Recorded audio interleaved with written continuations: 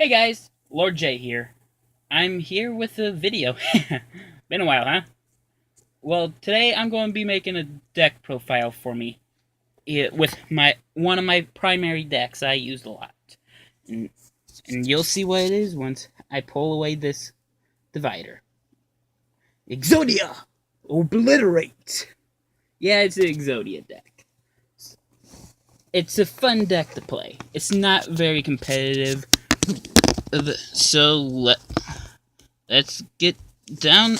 This is my first deck profile, so I'm also still using the phone. Whoop! Trying to get it all into view. Nope. Sorry. How about I use this? I got most of the Exodia cards from Legendary Collection 2. That is what you're seeing with this Legendary Duelist Collection with Kaiba, Yugi, and Joey. Okay, let's start off with the deck profile. For any good Exodia deck, you must have the 5 pieces. I'm laying them out before I show out the cards. Like any good Exodia deck, you must have all 5 pieces for the win condition. Whoop. There we go. Whoop. Yeah, I also have a deck box like that. Like I said, Legendary Decks, number 2.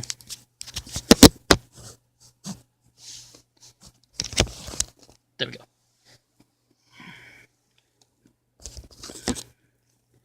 Sorry, this is a learning curve for me, so bear with it.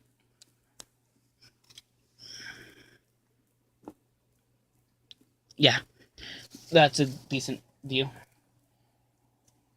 I'm also running one little Legendary Exodia Incarnate because it's okay to have the pieces in the grave because this recovers them for me, pretty much. Okay, continuing with the monsters. I'm running one Dragon Dwelling in the Cave for its defense. Luster Dragon, and I'm also running Luster Dragon number 2. I just like the pun with them I can make. Or when I have them both in my hand and I have another card you'll see later. I run one Axe Raider for its attack.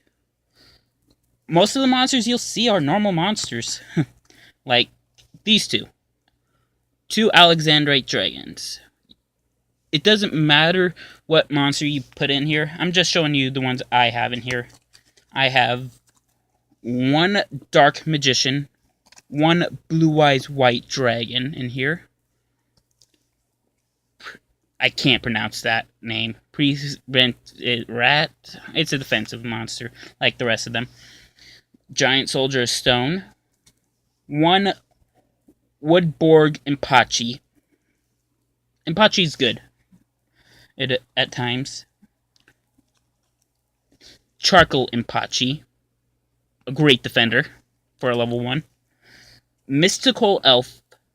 And Aqua Order. All of my monsters in my deck, except for 2, are normal monsters. So you can replace them for whatever you want. Okay, up next is the spells. You'll see why with the first 2 spells, why my whole deck's normal monsters. I'm running 2 Heart of the Underdogs. I would be running 3, but I only own 2. If you have 3, I would switch out another card I have in here. I run 1 Graceful Charity, 1 Pot of Duality, 1 Moon Mirror Shield. Card Trader. This is a card I would switch out for the third heart and the underdog if I get it. Lightning Vortex. A field wipe, pretty much. You can't go wrong with Magical Mallet. And what the reason I said why I like having both Luster Dragons in there, polymerization for one of the fusion cards, like the first of the dragons. That's the reason I like having both the Luster Dragons in my deck and in my hand. Level Limiter Area B, a great defensive card for me. My friends hate it, but I like it. Okay, that's it for the spells card. This is a 40 card deck. I know that because I counted. Okay, starting with the traps. I have one Obliterate in it, as you can see here. I also have a solid of... I can't pronounce that card's name.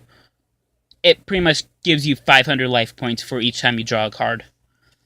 So, if you have that first hand with at least one or two Heart of the Underdogs, and you draw, you're going to be gaining a lot. Gravity Bind. A great defense card as well. Mirror Force. I suppose you all know what it does by now. Trap Hole in case of emergencies of strong normal or effect monsters are normal summon. Wabuku. Gotta have a Wabuku. It's like Obliterate, but you don't send a card. I can't pronounce its name, but it's a good trap card to put in a deck. It pretty much allows you to send one card on your opponent's side of the field to the hand. It's like a Grand Mole, but it could only do it to its monster. Magical Cylinder. A good card to have. Especially if you're up against a Wicked Avatar guy. I learned that the hard way.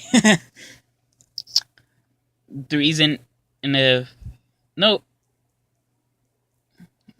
Yeah, Wicked Avatar guy, after its effect... No, Wicked Avatar will negate it. Sorry. I'm confused with it. Cloning. Good card to have. Copies the attack, act, defense, name, and typing an attribute of a monster or opponent normal summon.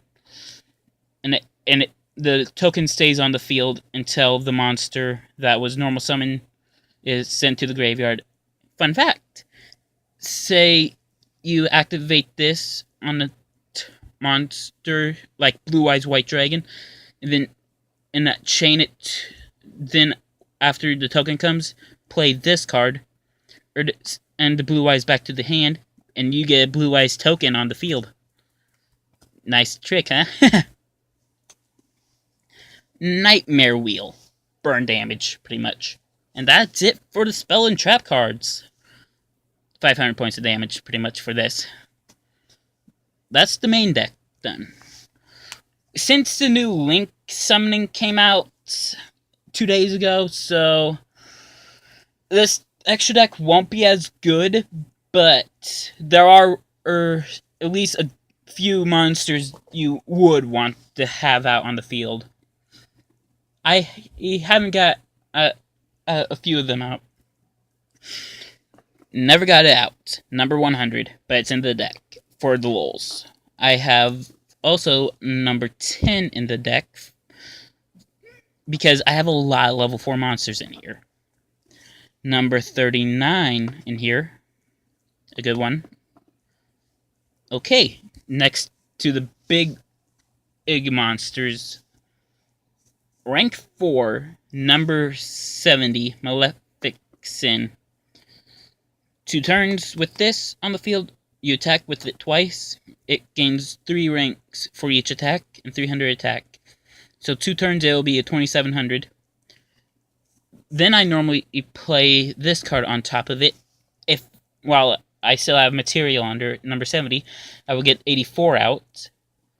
In the same turn I get 84 out, I go down to 77.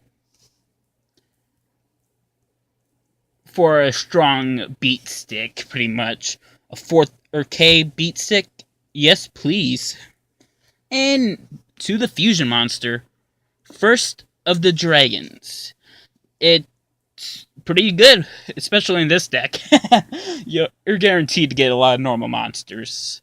Well, that's it for my Exodia deck profile. Let me know what you think in the comments down below. I'm Lord J, and I'm signing off.